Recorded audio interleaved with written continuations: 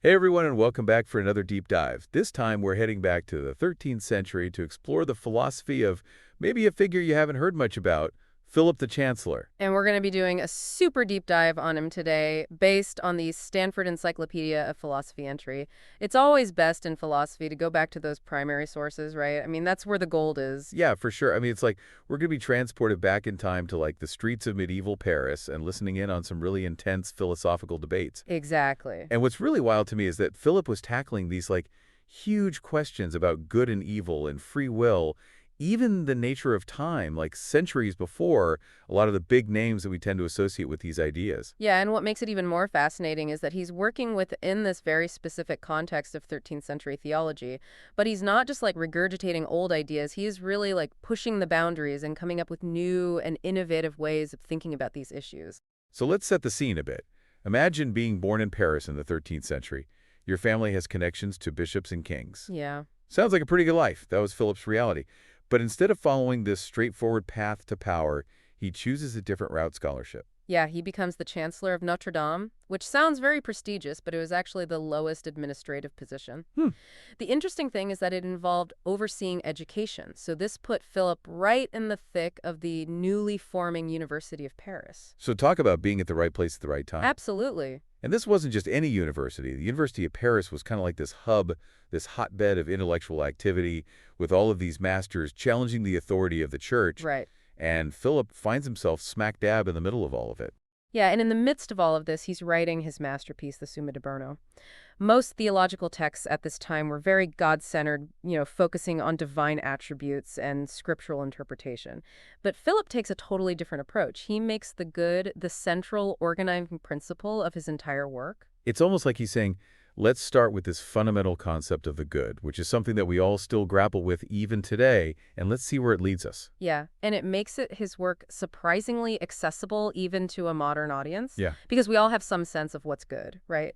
And Philip really delves into the nuances of this concept, exploring its relationship to other key ideas like being and unity and truth. Which, speaking of being and truth, didn't Philip have some pretty, like, groundbreaking ideas about these concepts, too? I vaguely remember something about transcendentals Yes, and how they apply to, like, everything. you're exactly right. Okay. This is where Philip really starts to put at the boundaries of philosophical thought. He argues that being, unity, truth, and goodness are transcendental properties. Okay. They transcend categories.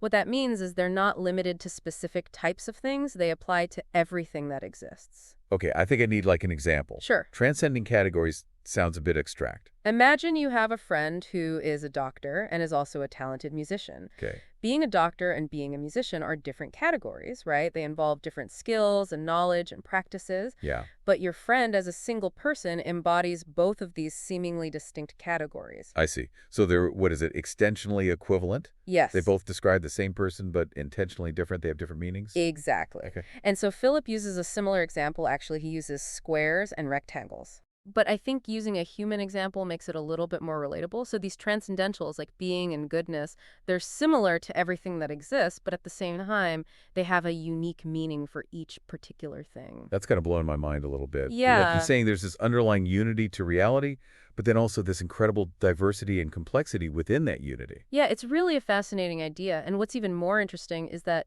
Philip is arguably the first to formally write about this topic in Western philosophy. And he's drawing on Arabic commentators of Aristotle here, Wow. showing how he's really synthesizing ideas from multiple sources. Okay, so we've got Philip challenging conventions with his good-centered Summa. He's blowing our minds with his transcendental theory. It's very clear that he's not afraid to, like, shake things up philosophically. What else is he up to? Well, he also had some really unique views about the human soul, drawing on Avicenna, who was a very prominent Islamic philosopher. Unlike Aristotle, who saw the soul as essentially like the form of the body, Philip argued that the soul is an autonomous substance, Hmm. capable of existing independently. So he's taking this idea from Islamic philosophy Yeah, and integrating it into his own system. exactly. That's really interesting. That's what makes him so fascinating. He's not afraid to draw on different intellectual traditions to come up with new ways of understanding the world. Yeah, it's really amazing to see how he's like weaving together ideas from Christian theology and ancient Greek philosophy and Islamic thought.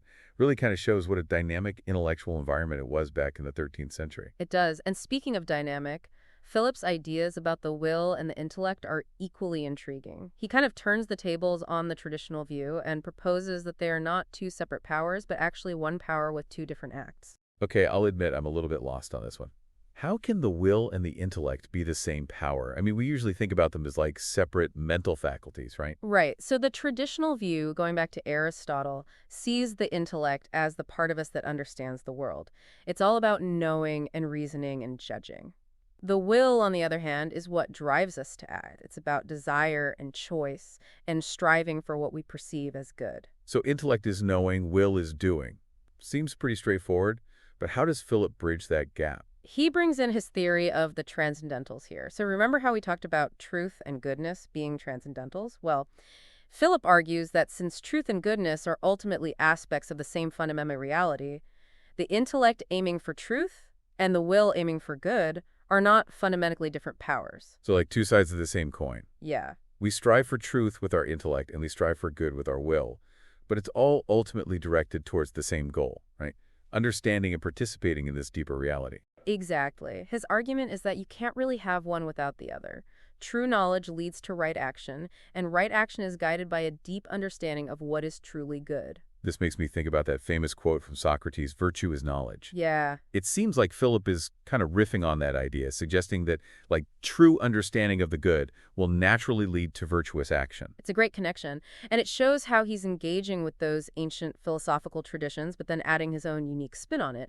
Of course, not everyone agreed with Philip's view. Albert the Great, another prominent philosopher at the time, he challenged this idea, arguing that the intellect and the will are distinct powers. Well, it's exciting to see how these ideas kind of sparked debate and pushed philosophical thought forward. Yeah, absolutely. So we've got Philip uniting the intellect and will under this kind of banner of the transcendentals. Where does this leave free will? Does he think we have control over our choices, or is it all just kind of predetermined? Free will, the eternal philosophical puzzle, right? Philip really jumps into this debate, drawing on the work of John Damascene, who outlined a multi-stage model for how actions come about. Okay, break it down for me. How does this model work? So Damascene argues that actions come about in a sequence of steps. First, we desire something, then we consider different ways to achieve that desire. We deliberate, we weigh the pros and cons, and then finally we make a judgment about which action to perform. And then the will steps in, making the choice, and then initiating the action. So it's kind of like a step-by-step process. Desire, deliberation, judgment, choice, action. Sounds pretty logical. But where does free will fit into all of this? Is Damascene saying we're free at every stage of the game, or? That's where Philip gets really interesting. He takes Damascene's model and introduces a subtle but crucial twist. While Damascene saw freedom operating throughout the entire process, Philip argues that freedom really kicks in at the final judgment made by the intellect. Hold on, so you're saying that everything leading up to that final judgment, all of our desires, deliberations, it's all kind of predetermined in some way? That sounds a bit deterministic, doesn't it? Well, it's not that we have no control over our desires or how we deliberate, right? Okay. He's acknowledging that those earlier stages are very much influenced by factors outside of our immediate control, like our past experiences or our upbringing, the social and cultural norms that we've internalized, all of that stuff. So it's like we're born into a world that kind of already shapes our desires and predisposes us to think in certain ways, but we still have this crucial moment of freedom when we make that final judgment about how to act. Exactly. Philip is saying that while we might be influenced by all of these external factors, we still have the power to kind of step back, assess the situation, and make a conscious choice about how we're going to respond. That's kind of reassuring. It means we're not just puppets of fate, just blindly following these predetermined scripts. There's still room for agency and moral responsibility. But if the intellect is where freedom resides, what role does the will play in Philip's model? This is where Philip's voluntarism really comes into play. He sees the will as the primary driver of action, the force that actually executes the choice made by the intellect. And here's the really interesting part. He argued that the will is completely free, unbound by any constraints from the intellect or the external world. Wait, completely free, even freer than the intellect. I'm having trouble wrapping my head around that. Doesn't the intellect kind of have to present the will with options to choose from? You're right to question that. It's a subtle point. But Philip's view is that while the intellect might offer judgments about what's good or bad, true or false, the will is not obligated to follow those judgments. It can choose to act in accordance with the intellect's assessment, or it can choose to reject it and pursue a different course of action, even one that goes against reason. Wow, so the will really has the final say. It can essentially override the intellect's recommendations. That's a pretty radical view. It puts a lot of emphasis on the power of our desires and motivations. It does, and it really highlights Philip's strong belief in the power and freedom of the human will. He's essentially saying that at our deepest level, we are driven by this unconstrained will, this force that shapes our choices and ultimately defines who we are. That's both empowering and a bit daunting. It means that we have this incredible capacity for self-determination, but it also raises all sorts of questions about moral responsibility. Yeah. If our choices are ultimately driven by this, like, unconstrained will, can we really be held accountable for our actions? That is a great question, and it's one that Philip himself wrestled with. And it's a question that continues to be debated by philosophers to this day. Does free will necessitate moral responsibility? Or are there other factors at play? It seems like we're about to dive into even deeper philosophical waters. This is getting really interesting. But before we get, like, swept away by the currents of moral philosophy, let's take a moment to, like, drop anchor and reflect on what we've learned so far. Good idea. We've covered a lot of ground in Philip's philosophical world. We've seen how he challenged conventions with his Summa de Bono, blew our minds with his transcendental theory, and proposed this really radical view of the will and intellect where freedom resides in this fascinating interplay between judgment and choice. It's just amazing how these ideas that he was developing back in the 13th century, they still resonate with us today. We're still asking these questions about the nature of good and the power of choice and the complexities of the human mind. Yeah, absolutely. And we're not done yet. We still have to explore his intriguing concept of synderesis, his take on the timeless problem of evil, and his really insightful reflections on time and eternity. It sounds like there's a lot more to uncover in the world of Philip the Chancellor. I'm really eager to continue on this intellectual journey with you. Me too. Let's dive back in and see where Philip's thought leads us next. Welcome back. I'm still thinking about Philip's view on the will and the intellect.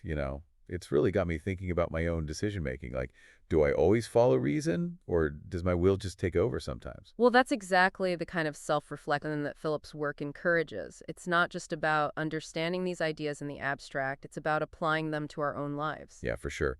So speaking of applying ideas, let's move on to another really interesting concept that Philip explored, synderesis. Yeah. You touched on this earlier, but I'm still a little bit fuzzy on it. How does it fit into his overall philosophical system? Well, synderesis is a fascinating concept. It's often compared to the conscience, but it's actually a lot more complex than that. Think of it more as an innate capacity for moral judgment, like a compass that points us toward the good. So like a built-in moral guidance system. Yeah, something like that. So does that mean we're all born with this, like, clear sense of right and wrong? It's not as simple as having a pre-programmed list of what to do and what not to do. Philip saw synderesis as more of a deeper inclination, a fundamental drive toward the ultimate good. So less about specific rules and more about this general orientation toward what's good. Exactly. And for Philip, the ultimate good was, of course, God. But even if we leave aside that theological framework, the idea of synderesis still speaks to this universal human experience, this kind of innate yearning for something more, this sense that there's a right way to live, even if we don't always know exactly what it is. Yeah, I know what you mean. It's like those times when you just intuitively know that something's wrong, even if you can't really explain why. Right, exactly. Like a gut feeling that guides our moral compass. Yeah, like some deep inner wisdom that speaks to us, nudging us towards the choices that are aligned with like our truest selves. But here's what I don't get. If we all have this synderesis, this drive towards the good, then why is there so much evil in the world? Hmm. Why do people make choices that seem to contradict this like inherent moral compass? Well, that's the age-old problem of evil, right? A question that has perplexed philosophers for centuries. And Philip, with his emphasis on free will, offers a really unique perspective on it. He acknowledges that while synderesis might guide us toward the good, our free will also allows us to choose a different path, even one that leads to darkness. So is this constant tension between our innate moral compass and our freedom to choose, even to choose wrongly? Exactly. That's the delicate dance between our better angels and those darker impulses that sometimes sway our will. And for Philip, that tension is what makes us truly human. It's what gives our choices weight and meaning. That's a really powerful thought, but it's also a little bit scary, isn't it? Yeah. It means we have this huge responsibility to kind of shape our own moral destinies. And it reminds us that the pursuit of good is an ongoing struggle, like a lifelong journey of trying to align our choices with what we understand to be right and true. Well said. This deep dive into Philip's work has been a real eye-opener for me. We've explored the nature of good and the complexities of the soul, the power of free will, the tension between our desire for good and our capacity for evil. It's given me so much to think about. Me too. And it's remarkable how relevant these ideas that Philip developed back in the 13th century still are to us today. They really challenge us to think critically about our own lives and choices and really what it means to be human. I think that's the beauty of philosophy, right? It's this timeless conversation that continues to explore the big questions that have always fascinated and challenged us. And Philip the Chancellor, with his unique blend of intellectual rigor and spiritual insight, I think he really offers a valuable perspective to that ongoing dialogue. I completely agree. And to anyone listening who's found Philip's ideas intriguing, I encourage you to delve a little deeper into his work. The Stanford Encyclopedia of Philosophy is a fantastic starting point, and there are also some great translations of his writing available. Yeah, exploring these ideas is like uncovering hidden treasures. Finding these new perspectives that can really enrich our understanding of what it means to be human. And who knows, you might even find that Philip's ideas resonate with your own life in unexpected ways, just as they have with ours. Absolutely. So as we wrap up this deep dive, let's take with us Philip's spirit of inquiry, his willingness to challenge conventional wisdom, and his dedication to the pursuit of the good. And until our next deep dive, keep questioning, keep exploring, and keep the conversation going. Absolutely.